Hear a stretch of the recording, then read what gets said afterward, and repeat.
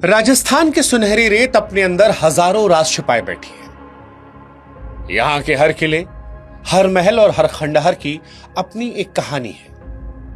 कोई कहानी वीरता की है, कोई कहानी प्रेम की। लेकिन जैसलमेर से करीब 18 किलोमीटर दूर रेगिस्तान के गहरे सन्नाटे में एक ऐसी कहानी दफन है जो ना तो पूरी तरह वीरता की है और ना ही पूरी तरह प्रेम की। यह कहानी स्वाभिमान की है, एक ऐसे जिद्दी स्वाभिमान की जिसके लिए एक पूरी सभ्यता ने अपने अस्तित्व को मिटा दिया। यह कहानी है कुलधरा की, जिसे आज दुनिया भारत के सबसे डरावने और रहस्यमयी गांवों में से एक मानती है। जब आप कुलधरा की सरहद में कदम रखते हैं तो हवा का रुख अचानक से बदल जाता है। दिन की तेज रोशनी में भी वहां एक अजीब सा भारीपन और ठंडक महसूस होता है। टूटे हुए घर, वीरान दीवारें और उजड़े हुए आंगन आज भी किसी के इंतजार में पलके बिछाए लगते हैं। करीब 200 साल गुजर चुके हैं, लेकिन आज भी ऐसा लगता है जैसे कल की ही बात हो, जब यहां खेल रहे थे बच्चे, औरतें पनघट से पानी ला रही थी, चौपालों पर बुजुर्गों की हंसी गूंज रही थी। फिर एक रात सब कुछ बदल गया। एक ऐसी काली रात आई जिसकी सुबह आज तक नहीं हुई। 84 गांवों में हजारों लोग हवा में गायब हो गए और अपने पीछे छोड़ गए तो बस एक श्राप जो कभी खत्म नहीं हुआ, साथ ही वो सन्नाटा जो मौत से ज्यादा बदतर रहा। इस रहस्य को समझने के लिए हमें इतिहास के पन्नों को पलटना पड़ेगा। ऐतिहासिक रिकॉर्ड से बताते हैं कि कुलधरा की स्थापना करीब 13वीं सदी के आसपास हुई थी। इसे पालीवाल ब्राह्मणों ने बनाया था, जो मूल रूप से पाली क्षेत्र से माइग्रेट होकर यहां पहुंचे थे। उस दौर में कुलधरा कोई वीरान खंडहर नहीं, बल्कि जैसलमेर रियासत का सबसे समृद्ध, सबसे ताकतवर और खुशहाल गांव हुआ करता था। पालीवाल ब्राह्मण सिर्फ पुजारी नहीं थे, बल्कि वो बहुत बड़े व्यापारी और अद्भुत वैज्ञानिक सोच वाले किसान थे। रेगिस्तान जहां पानी की एक एक बूंद के लिए तरसना पड़ता है, वहां पालीवाल ब्राह्मणों ने अपनी बुद्धिमत्ता से खेती का एक ऐसा मॉडल तैयार किया जिसे देखकर आज के वैज्ञानिक भी हैरान रह जाते हैं। उन्होंने एक खड़ीन तकनीक इजाद की थी जिससे वो बारिश की एक एक बूंद को जमा करते और रेगिस्तान की बंजर जमीन पर सोना उगाते थे। उस दौर में कुलधरा व्यापार का एक बड़ा समृद्ध केंद्र बन गया। यहां के लोग अमीर थे, सुसंस्कृत थे और उनका समाज संगठित था। कुलधरा सिर्फ एक गांव नहीं था, बल्कि लोक कथाओं के अनुसार यह आसपास के 84 गांवों का मुख्यालय था। यहां के मुखिया का फैसला इन 84 गांवों के लिए पत्थर की लकीर था। घरों की बनावट ऐसी थी कि जून की तेज गर्मी में भी घर के अंदर ठंडक रहती थी। यहां नालियों की व्यवस्था थी, हवा का प्रवाह, वास्तु का ज्ञान। ये तमाम सबूत है कि पालीवाल ब्राह्मण अपने समय से बहुत आगे थे। उनकी समृद्धि ही उनकी पहचान थी। लेकिन अफसोस कि यही समृद्धि और सुंदरता उनकी बर्बादी का कारण भी बन गई। 19वीं सदी की शुरुआत में जैसलमेर रियासत की गद्दी पर उस समय का जो राजा था वो नाम मात्र का था। असली सत्ता और ताकत जिसके हाथ में थी वो रियासत का दीवान था, सलीम सिंह, जिसे क्रूरता के चलते कई लोग जालिम सिंह भी कहते थे।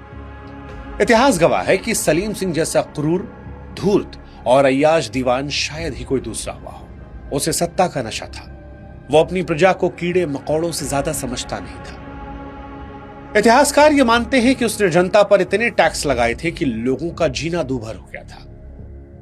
वो अपनी क्रूरता के लिए कुख्यात था, लेकिन लोक कथाओं में जिस कहानी का सबसे ज्यादा जिक्र मिलता है वो है एक दिल दहला देने वाली घटना। कहा जाता है कि सलीम सिंह की नजर कुलधरा गांव के मुखिया की जवान बेटी पर पड़ी। वो लड़की बहुत खूबसूरत थी। सलीम सिंह, जो पहले से ही अपनी अय्याशी के लिए बदनाम था, उस लड़की को देखकर अपना आपा खो बैठा। ये कोई प्रेम नहीं था, एक सन की दीवान की हवस और जिद थी। उसने सोचा कि मैं रियासत का दीवान हूं, मुझे कौन रोक सकता है। सलीम सिंह ने गांव वालों के पास एक फरमान भिजवाया कि अगली पूर्णमासी तक उस लड़की को मेरे महल भेज दिया जाए। अगर ऐसा नहीं हुआ तो कुलधरा पर अपनी फौज लेकर मैं चढ़ाई कर दूंगा, गांव को तहस नहस कर दूंगा और तुम्हारी एक एक ईंट से ईंट बजा दूंगा। यह संदेश किसी बिजली की तरह गांव पर गिरा। पालीवाल ब्राह्मणों के लिए सिर्फ एक लड़की की बात नहीं थी, ये उनके धर्म, उनकी इज्जत और उनके सैकड़ों साल पुराने स्वाभिमान का सवाल था। वे अपनी बेटी को एक ऐसे राक्षस के हवाले कैसे कर सकते थे जिसने पूरी रियासत को नर्क बना रखा था। लेकिन दूसरी तरफ समस्या यह भी थी कि सलीम के पास सेना थी, हथियार थे, राजा का मौन समर्थन था। गांव वाले जानते थे कि अगर मना किया तो कत्लेआम मच जाएगा। सलीम ने उन्हें सोचने के लिए कुछ दिन की मोहलत दी। ये कुछ दिन कुलधरा के इतिहास के सबसे भारी दिन थे। हर घर में डर का माहौल था। हर पिता अपनी बेटी को लेकर चिंतित था, लेकिन हार नहीं मानी। आखिरकार वो रात आई जब सलीम सिंह की दी हुई मोहलत खत्म होने वाली थी। अगले दिन पूर्णमासी थी और सलीम अपनी सेना के साथ लड़की को लेने आने वाला था। उसी रात कुलधरा के प्राचीन मंदिर के बाहर एक गुप्त सभा बुलाई गई। ये कोई साधारण सभा नहीं थी, इसमें कुलधरा के अलावा आसपास के गांवों के प्रतिनिधियों को भी बुलाया गया था। रात के अंधेरे में हजारों लोग मंदिर के प्रांगण में जमा हुए। चेहरे पर चिंता की लकीरें थीं, लेकिन आंखों में एक अजीब सी चमक। सवाल बड़ा सीधा था कि क्या हम अपनी बेटी उस जालिम को सौंप दें और अपनी जान बचा लें, या फिर हम उसका सामना करें। सामना करने का मतलब था मौत, क्योंकि निहत्थे ब्राह्मण सलीम सिंह की ट्रेंड फौज का मुकाबला नहीं कर सकते थे। तभी उस पंचायत ने एक ऐसा फैसला किया जिसकी मिसाल इतिहास में दूसरी नहीं मिलती। गांव के मुखिया ने अपनी पगड़ी उतारी, सबके सामने रख दी। भारी आवाज में कहा कि यह बेटी सिर्फ मेरी नहीं है, यह हम सबकी बेटी है। यह पाली वालों की इज्जत है। हम अपनी इज्जत का सौदा नहीं करेंगे, हम ये गांव को छोड़ देंगे। हाँ, सही सुना आपने। लड़ने या झुकने के बजाय त्याग का रास्ता चुना। हजारों लोगों ने एक ही सुर में फैसला किया कि हम अपनी पुश्तैनी जमीन, अपने पुरखों के घर, अपनी लहलहाती फसलें, जमा पूंजी सब कुछ छोड़ देंगे, लेकिन बेटी उस राक्षस को नहीं देंगे। यह फैसला हो सकता है सुनने में आपको आसान लग रहा हो, लेकिन आप कल्पना करके देखिए कि जिस घर में पीढ़ियों ने वक्त गुजारा, पैदा हुए हों, मरे हों, जिस मिट्टी में पूर्वजों की अस्थियां हों, जिस आंगन में बचपन बीता हो, सब कुछ एक पल में त्यागने का निर्णय। यह भारतीय संस्कृति के स्वाभिमान का सर्वोच्च शिखर था। यह घटना लगभग 1815 से 1825 के बीच मानी जाती है। फैसला हो गया था। उसी रात तुरंत अभी के अभी आदेश दिया गया कि जो जैसा है वैसा ही निकल पड़े। किसी को कुछ भी साथ ले जाने का मौका नहीं मिला। यह मंजर दिल दहला देने वाला था। आप कल्पना करके देखिए कि उस रात हजारों घरों के दिए एक साथ बुझा दिए गए। औरतों ने अपने भारी सोने चांदी के गहने जो वो साथ नहीं ले जा सकती थी, उन्हें घर के आंगन में गड्ढा खोदकर गाड़ दिया। बुजुर्गों ने रोते हुए अपने घरों की दीवारों की चौखट को आखिरी बार चूमा। बच्चों के खिलौने आंगन में बिखर गए। चूल्हों में जलती हुई आग पर पानी डाल दिया गया, जिससे उठने वाला धुआं उस रात की गवाही दे रहा था। बैलगाड़ियां जुती और एक महापलायन शुरू हुआ। यह शायद दुनिया का सबसे रहस्यमयी पलायन था। 84 गांवों के हजारों लोग, बच्चे, बूढ़े, औरतें, जानवर सब एक साथ निकले। हैरानी की बात है कि उसके जाने की किसी को भनक तक नहीं लगी। सलीम सिंह के गुप्तचरों को भी पता नहीं चला। ऐसा लगता है जैसे रेगिस्तान की हवाओं ने और रात के अंधेरे ने उन्हें अपनी पनाह में ले लिया था। वो हजारों लोग किस रास्ते से गए, किधर गए, कहां जाकर बसे, ये आज तक एक अनसुलझी पहेली है। कुछ इतिहासकार ये मानते हैं कि वो जोधपुर चले गए, कुछ कहते हैं कि अलग अलग जगहों पर बिखर गए, लेकिन उस रात के बाद उन्हें कभी एक साथ नहीं देखा गया। जाते जाते उन ब्राह्मणों की आंखों में आंसू थे, लेकिन दिल में एक आग थी। पीछे मुड़कर अपने प्यारे गांव को जो अब वीरान होने वाला था, उस दर्द और गुस्से में उनके मुंह से एक श्राप निकला, एक ऐसा श्राप जो आज भी कुलधरा की हवाओं में गूंजता है। उन्होंने कहा कि जिस तरह आज हम उजड़ रहे हैं, उसी तरह ये गांव हमेशा उजड़ा रहेगा। आज के बाद कोई भी यहां बस नहीं पाएगा। जो यहां रहने की कोशिश करेगा वो बर्बाद हो जाएगा। उनका यह श्राप इतना शक्तिशाली था कि अगले दिन सलीम सिंह जब अपनी फौज लेकर पहुंचा तो गांव में सन्नाटा मिला। खाली घर, खुली हुई खिड़कियां, उड़ती हुई धूप, न कोई इंसान न परिंदा। सलीम का घमंड चूर चूर हो गया। न लड़की मिली न प्रजा, उसे मिली तो बस एक वीरान रियासत और ब्राह्मणों का शाप। अब यहां एक सवाल उठता है जो इतिहासकार और तर्कवादी अक्सर पूछते हैं कि क्या यह वाकई में श्राप था? कुछ इतिहासकार ये मानते हैं कि सलीम द्वारा बढ़ाए गए भारी भरकम टैक्स और पानी की किल्लत के चलते गांव वालों को गांव छोड़ना पड़ा। IIT खड़गपुर की 2017 की एक स्टडी भी इशारा करती है कि शायद उस समय किसी बड़े अर्थक्वेक ने इन घरों को नुकसान पहुंचाया। ये तर्क सुनने में सही लगता है, लेकिन जब आप गहराई में जाते हैं तो पानी वाली थ्योरी पर सवाल उठते हैं। पानी की कमी एक दिन या एक रात में नहीं होती, है धीमी प्रक्रिया है। अगर सूखा पड़ता तो लोग धीरे धीरे पलायन करते। एक साथ 84 गांव रातों रात खाली नहीं होते। पालीवाल तो जल संरक्षण के मास्टर थे। उनके बनाए हुए तालाब और कुएं आज भी जिंदा हैं। दूसरी बात ये कि जब लोग पानी की कमी से जाते हैं तो अपने घरों को उजाड़ कर नहीं जाते, वे वापस आने की उम्मीद रखते हैं।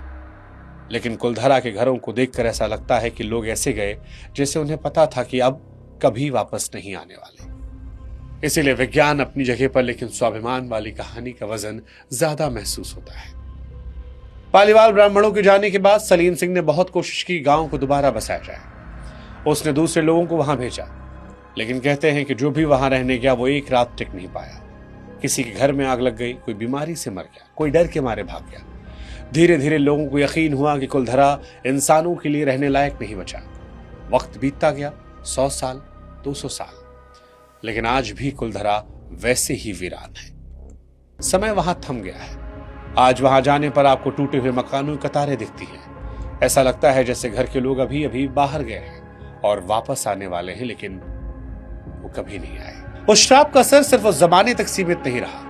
आज के आधुनिक दौर में भी कुलधरा अपनी डरावनी कहानियों के लिए जाना जाता है। कई बार पैरानॉर्मल एक्सपर्ट्स ने वहां रात बिताने की कोशिश की। सबसे प्रसिद्ध घटना 2013 की है, जब दिल्ली की इंडियन पैरानॉर्मल सोसाइटी के गौरव तिवारी और उनकी टीम ने रात बिताई। उनके पास आधुनिक मशीनें थी जो नकारात्मक ऊर्जा को मापती थी।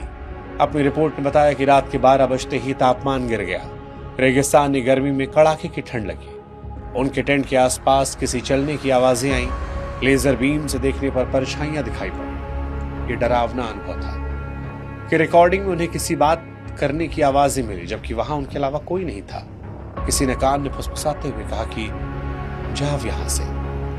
टीम के सदस्यों को खरोंची आई और ऐसा लगा कि मानो कोई धक्का दे रहा है। हालांकि इसका कोई ठोस सबूत नहीं मिला, लेकिन उस रात के अनुभव ने टीम को हिलाकर रख दिया था। श्राप सिर्फ गांव तक सीमित नहीं रहा।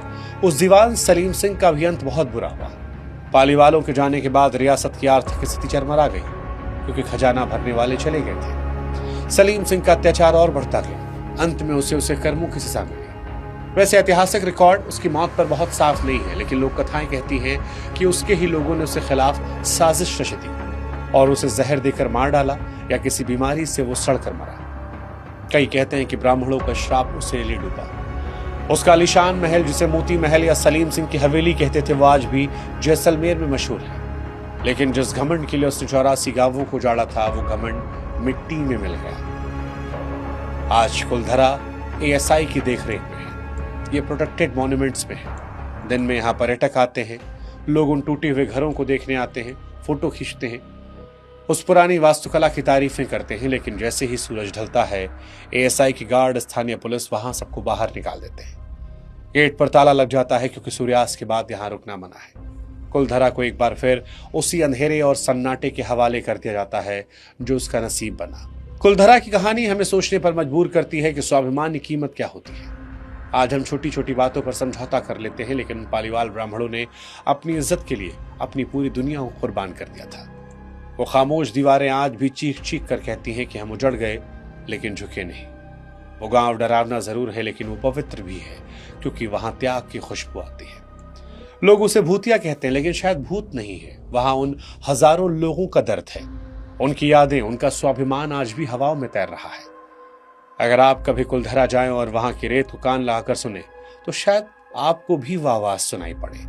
84 गांवों के कदमों की आवाज जो रात के अंधेरे में अपने घर को छोड़ के हमेशा हमेशा के लिए जा रहे थे। सवाल, क्या कुलधरा श्रापित है? जवाब है हाँ, लेकिन ये श्राप किसी चुड़ैल या जिन का नहीं। ये श्राप टूटे हुए दिलों का है, जिन्हें बेवजह सताया गया। और टूटे हुए दिल की बद्दुआ पत्थर की लकीर सी होती है, जो सदियों तक नहीं मिटती।